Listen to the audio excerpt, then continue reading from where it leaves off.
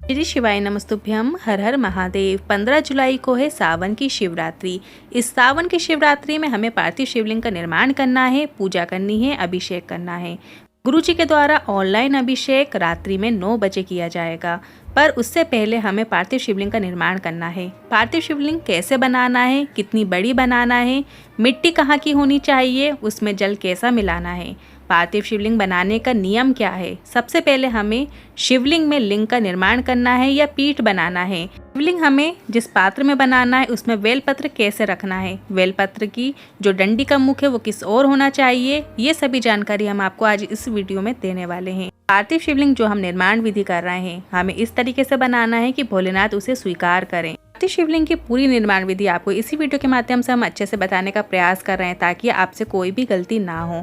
तो चलिए वीडियो शुरू करते हैं। सबसे पहले शंकर भगवान की पार्थिव शिवलिंग बनाने के लिए मिट्टी कहाँ की होनी चाहिए, तो आपको कोई ऐसे किनारे की मिट्टी लेना है या ऐसे कोई जगह की या ऐसे कोई भाग की मिट्टी लेना है जहाँ पर कोई गंदगी ना हो।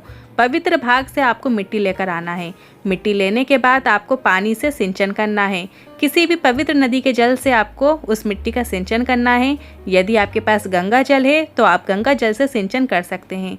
यदि आपके पास पवित्र नदी का जल नहीं है, गंगा जल नहीं है, तो जो भी जल आपके पास है उसमें आपको थोड़ा सा इत्र मिला लेना है। इत्र की कुछ बूंदे डालकर आपको उस मिट्टी में सिंचन करना है। यदि आपके पास इत्र भी नहीं है तो गाय का कच्चा दूध जो होता है वो आपको डालकर सिंचन कर लेना है। यदि आपके पास गाय का दूध भी नहीं है तो आप एक बेलपत्र लीजिए, उसे आपके घर में जो भी जल है उसके अंदर डुबोकर वो उस जल से आपको सिंचन कर देना है। फिर उस जल से आपको मिट्टी पर सिंचन करना है। जिस दिन आपने मिट्टी लेकर आए हो उसी दिन आपको सिंचन करना है। ये नहीं कि आपको जिस दिन पार्थिव शिवलिंग बनाना है उसी दिन आपने सिंचन करके तुरंत बना ली, ऐसा नहीं करना है।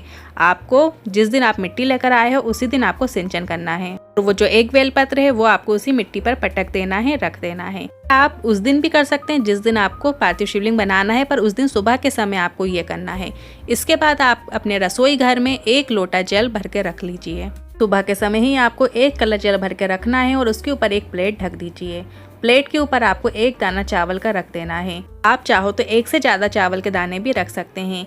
ये आपको जिस दिन आपको पार्थिव शिवलिंग निर्माण करना है उसी दिन आपको सुबह के समय रख देना है। रसोई घर में जहाँ पानी का स्थान होता है, जहाँ मटका परिंदा आप पानी भर कर रखते हो, वहीं पर आपको ये कलश जल और चावल का दाना रख देना है। थोड़ी देर रखे रहने के बाद मतलब 1 या 2 घंटे आप रखे रहने दीजिए। रसोई घर में अन्नपूर्णा माँ का निवास होता है और मटके के पास पितरों का निवास होता है, इसलिए पूरे घर में सफाई करो या ना करो पर रसोई घर में सफाई ज़रूर होनी चाहिए। 33 कोटि देवी देवता एक क्षण के लिए रसोई घर में ज़रूर आते हैं। अब जान लेते हैं शिवलिंग बनाने का नियम। जिस कलश को आपने अपने रसोई घर में रखा है उसी जल को आपको प्रयोग में लाना है। जब आप पार्थिव शिवलिंग का निर्माण करेंगे, जिस जल से आप बनाएंगे वही कलश का जल आपको लेकर आना है और उसी से पार्थिव शिवलिंग का निर्माण करना है। जब हम उस मिट्टी में उस जल का प्रयोग करते हैं तो उस मिट्टी के जल में अन्नपूर्णा माँ का भाव आ जाता है, उस जल में पितरों का भाव आ जाता है, लक्ष्मी धन संपदा का भाव आ जाता है, पूरे 33 कोटि देवी देवता का भाव उसमें समाहित हो जाता है। और उस जल से जब हम पार्थिव शिवलिंग का निर्माण करते हैं वो मिट्टी पवित्र हो जाती है और कैलाशपति के स्वीकार करने के लायक हो जाती है। अब जो थाली आप ले रहे हैं, जो पात्र लेना है जिसमें आपको पार्थिव शिवलिंग बनाना है, निर्माण करना है, उसमें सबसे पहले आपको एक सीधी बेलपत्र रखना है। सीधी बेलपत्र रखना है। गुरुजी ने कहा है कि जो शंकर भगवान के झेलने का पात्र है वो साधारण नहीं है, जो उसे झेल सके, इसलिए एक बेलपत्र रखी जाती है। बेलपत्र भी सीधा भाग रखा जाता है और जो बेलपत्र की डंडी होती है वो उत्तर दिशा की ओर हो।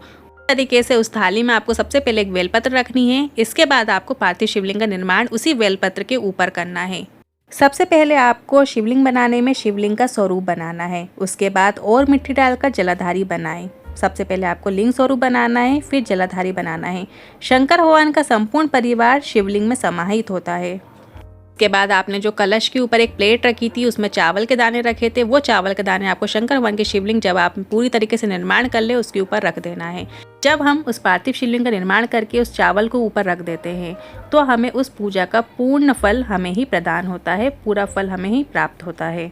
समस्त सुख समस्त कामनाओं को देने वाला वो पार्थिव शिवलिंग का जब हम पूजा करते हैं, अभिषेक करते हैं तो हमें मनवांछित फल की प्राप्ति होती है। इस तरीके से जब आप पार्थिव शिवलिंग का निर्माण करेंगे आपकी सभी मनोकामनाएं निश्चित ही पूर्ण होती हैं। अभी भी यदि आपके मन में कोई सवाल है, क्वेश्चन है तो आप कमेंट बॉक्स के जरिए पूछ सकते हैं। वीडियो थोड़ा भी उपयोगी लगा हो तो वीडियो को लाइक करके कमेंट बॉक्स में हर हर महादेव ज़रूर टाइप कीजिएगा। श्री शिवाय नमस्तुभ्यम।